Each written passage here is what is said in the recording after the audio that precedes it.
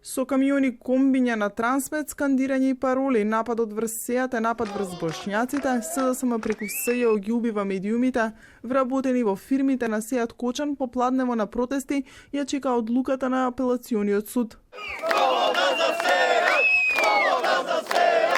Сакаме да го ослободат и сакаме правда. Редовно примаме плата и Додека апелација одлучуваше, се огласија од ВМРО ДПМН со предупредување до судиите. Секој незаконско работење ќе подлежи на одговорност и секој во оваа држава треба да е еднаков пред законите, вклучително и судиите. Евентуалното подлегнување на притисокот или влијание врз судот во случајот со сопственикот на медиум нема да остане без реакција на ВМРО ДПМН. Од СДСМ возвратија. Секој што работел противзаконски мора да поднесе одговорност. Од специјалното јавно обвинителство ги демантира обвинувањето од ВМРО ДПМН за поврзаност со Социјалдемократскиот сојуз. Ова јавно обвинителство, како независна и професионална институција, е формирано со закон за кој во Собранието на Република Македонија гласаа вкупно 111 пратеници, вклучително и пратениците од партијата ВМРО ДПМН.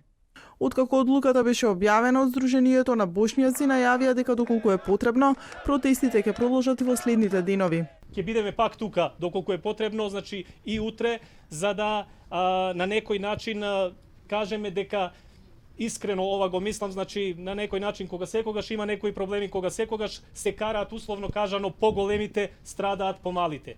Апелација го потврди притворот за СЕАТ Кочан првоосомничен во случајот труст на специјалното јавно обвинителство, според кое со лажни документи конзорциум од 3 фирми Трансмет, Силекс Неметали и Вато добиле тендер за ископ на јаглен од државната Елем тежок над 17 милиони евра.